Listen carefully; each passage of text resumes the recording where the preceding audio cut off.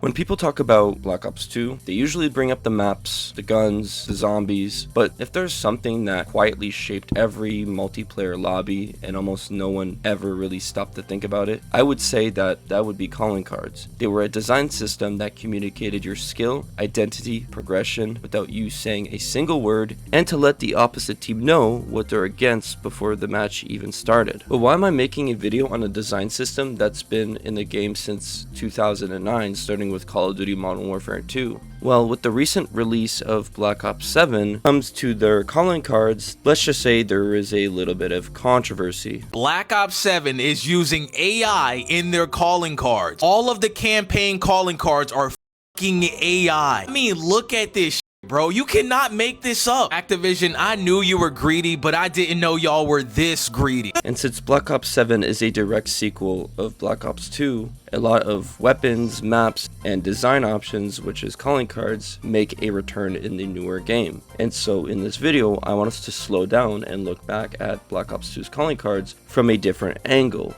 Not just the way they look, but what they meant, and how they quietly helped build the world of Black Ops 2's multiplayer, even without a traditional storyline. So let's get into the lore behind Black Ops 2's calling cards.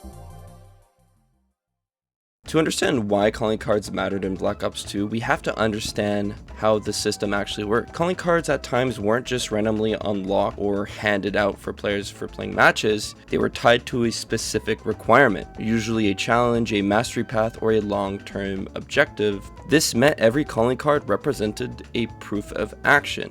So when you saw someone with a calling card, you weren't just seeing an image, you were seeing the results of hours of gameplay, repetition, and improvement. I don't know about you guys, but when I saw someone with the Heartbreaker, From the Grave, Unforgiving, Sneak Attack, Bloodthirsty, Double Killer, Laid to Rest, Stalking Prey, calling cards, I really wasn't worried about them. I didn't think that they were going to be a problem. However, if I saw someone with the Nuclear or the Chain Killer or the Mastery Killer or Feed the Greed, I knew it was game. And that's when you hoped that they were going to be on your team before that match even started and before the teams even were created. And that brings me to my next point. This created a non-verbal communication of someone immediately standing out when it comes to how good of a player they are. Without a mic, without chatting, calling cards told you who was dangerous, who had the experience, and who took the game more seriously than casual players. It shaped the expectations before the gunfight even started. And because you couldn't buy these calling cards, flexing these felt legitimate. If someone had earned it, they earned it. Alright, so if you guys are planning on playing Black Ops 2 in the near future, I'm going to give you 5 tips to make yourself intimidating so people are scared of you. Number 1, have a high prestige level. So in this case, I am Prestige Master. Number 2, have a sweaty calling card. So in this case, I'm going to go with the Nuclear. Alright, so number 3, you want to have a crazy emblem, and I feel like it's going to take too long, so I'm just going to slap one right on top. Number 4, have an intimidating name. So of course, Marfello is a pretty intimidating one. And number 5, have a sweaty clan tag name. Honestly, I'm just going to go and put random letters that make it seem like it's like a sweaty clan. This guy here, I wouldn't want to mess with him. I would just leave the game, so look out, folks. Bruh. The brilliance of calling cards as a whole gave players across every Call of Duty game something to work towards to. You were chasing that recognition. And just imagine if Black Ops 2 and any other Call of Duty game decided to just never really add this and just had a nameplate. It would make the game feel dry, and it wouldn't allow you to have an identity, and it wouldn't even give you the option to show how good you were. And that's why it's important to have a variety of features that cater to different types of players. I mean, in Black Ops 2, there was only mainly 3 things that people would grind. 1 being the camos, 2 being the prestige levels, and 3 the calling cards. And if you were to rank from 1 being the hardest to 3 being the easiest, calling cards would be number 1, as you need to complete all camos and all prestige levels in order for you to unlock every single calling card in the game. And if you were someone like me that didn't feel like going for that Nuclear calling card, or some that just required a lot of more effort and a lot more playtime, Then look no further than the DLC camo packs that released afterwards added a completely different layer. I mean, these calling cards weren't about proving how good you were, they were more about who you were. So when you think about it, DLC calling cards shifted the focus from performance to more of a style. I mean, they didn't communicate mastery, they communicated personality. Really liked art, then of course you would rock the graffiti set, and if you were someone that really loved breakfast, then of course you would rock the bacon calling card. And also, if you're really big into zombies, then you would either put the weaponized 115 or the afterlife. And what's unique about some of these is that this was the first time we've ever seen animated calling cards in a Call of Duty game, which back then would stand out a lot more when you would have one that was animated compared to one that was just more of a solid image. I mean, when you think about it, it still worked as a social aspect, as mentioned in my last video about the lost culture of Black Ops 2's multiplayer, as they also added all the different countries in the world, and if you saw someone from the same place as you might want to add them as a friend. And if you also had an emblem in a calling card that was zombies related, then someone may see that and want to add you to run a squad of 4 with them. So regardless of the customization options the game had to offer, you were able to simply identify what you were into or what you liked, and people would recognize that, and that's how sometimes you would create certain friends. I mean, of course, it's all about talking in game and adding people, but at times, people would add you just from seeing what you put on your display, on your profile. And I mean, the DLC camos weren't just trying to be as realistic as possible, they were just trying to be almost as memorable as they can be. And in doing that, it helped the multiplayer feel less sterile and more alive. And that balance is a big reason why Black Ops 2's customization feels so much more nostalgic today compared to any other recent Call of Duty games we've had in the last few years. While on the topic of recent Call of Duty games, in Black Ops 7, they actually remade a lot of the Black Ops 2 calling cards. This is something that ultimately stood out for me to make this video, as some of these aren't just higher resolution versions, they're reinterpretations and changes that tell us about how Call of Duty's design has shifted over time. I mean, just by looking at this comparison side by side, you could tell that a lot of them have big differences. And I'm not going to go through every single one of them, as there's a lot of remade calling cards, so I'm going to go through the ones I think that have a noticeable change to them. If we take a look at the calling card where the guy is standing behind the wall from explosions, they decided to just revert the image to make it on the opposite side. As for the Tomahawk one as well, they decided to just change the background and also not add in that blood effect. Notice how I put all these calling cards here and some of them have a shade of white behind them. That actually is a PNG, because most of these calling cards weren't strictly rectangle. They actually were PNG images that you could see in the background when it would pop up in game. With the remade versions of them, they of course fill in those gaps where it's just a solid rectangle all around. Now the animated skeleton calling card actually doesn't have the Black Ops 2 logos on the poker chips, and he's not actually holding a cigar. But as for the Bougie calling card, it actually stays the same and actually has the Black Ops 2 logo on it.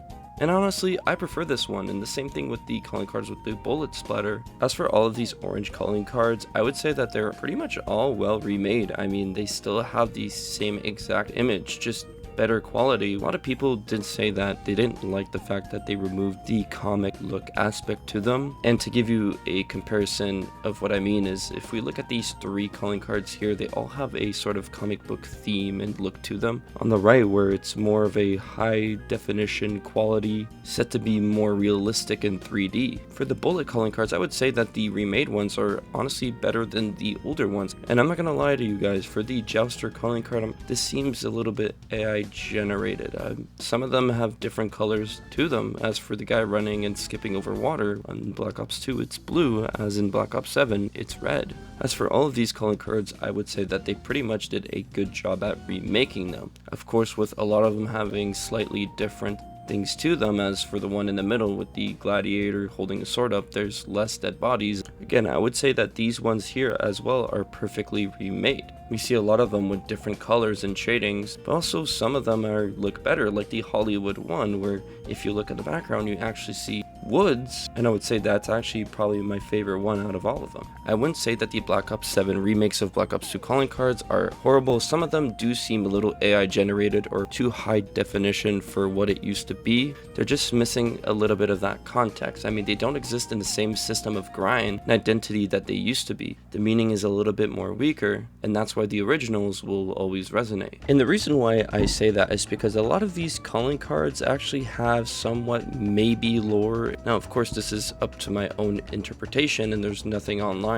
or any forums that mention a calling card has a story behind it. But I mean, if we look at the Precision Maker and From the Grave, we can assume that these do take place at the map Drone, since the wall in the background, and that it takes place in a jungle. I mean, just by looking at some of these score streaks, we can already tell where this takes place. I mean, looking at the UAV support, that takes place on Meltdown, the Hellstorm and Lightning Strike take place on Drone as well. Dragonfire and Stealth Chopper take place on Plaza, as it's the only night map. Escort Drone, ARG, and K9 Unit take place on the map Cargo. The Warthog takes place on Hijack. The Lone Star, Beetle, Swarm, RCXD, Sentry, Death Machine, and War Machine all take place on the map Aftermath. The Hunter Killer Drone one, none of the maps upon release had this background up until the release of Uplink, meaning that this is the only calling card that has somewhat of a hint of a future DLC map that no one really realized. And also for the Assault calling card, it shows someone holding a shield and shooting at the same time, meaning that maybe some things were supposed to be featured in the game but never made the cut. I mean, this is just my assumption.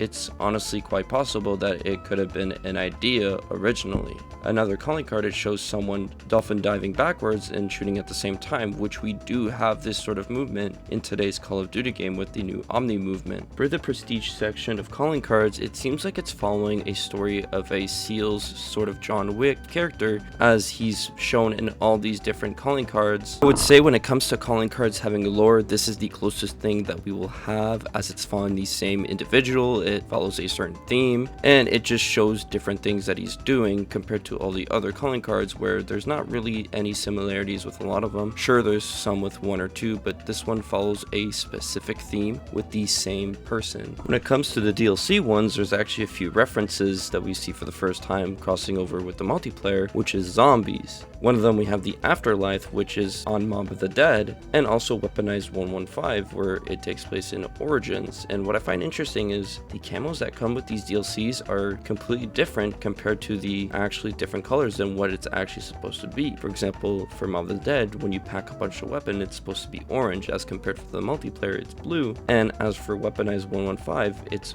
blue when you pack a punch, but in the multiplayer, it's green. And they're even putting the Panzer in green, which I find interesting. It could have been an early version of what they originally wanted for the pack-a-punch colors, but ultimately decided to scrap it to change it to something else, and decided to use them for possibly the multiplayer instead.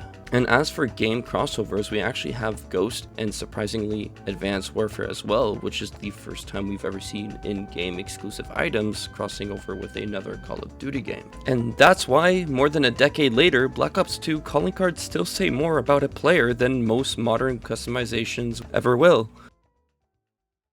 But I hope you guys did enjoy this video, and before I end things off, I do want to say that I had to remake this video completely from scratch. Something caused my files to corrupt as it was processing, so everything just basically got deleted. So my apologies if you guys are expecting a upload yesterday. I know that lately on this channel, I haven't been as consistent with the Fridays, where I'm taking 2 to 3 to almost 4 weeks to upload, and that's just because life's been getting busy, and I do appreciate you guys for supporting me regardless of how much time I take to make these videos, as sometimes these types of videos can take me a long time to make, so I do really appreciate you guys and your patience. And before I just end things off, this channel is almost reaching its first year anniversary, and for that I want to do something special. I'm kind of debating on whether I should do one of those OG commentaries I used to do, or kind of maybe even film something IRL for you guys to show you my setup or whatnot. So let me know down in the comments below if that's something you guys would like to see. But that's going to be it for today. I just wanted to have a small conversation because I feel like it's been a while since I've done a commentary video on this channel, and I owe each and every one of you guys the best quality and the best content as possible. But either way, I don't want to ramble too much. I do hope you guys did enjoy this video. Let me know in the comments down below if there was anything else I could have talked about. But either way, it's been Fellow, and just remember to stay smart.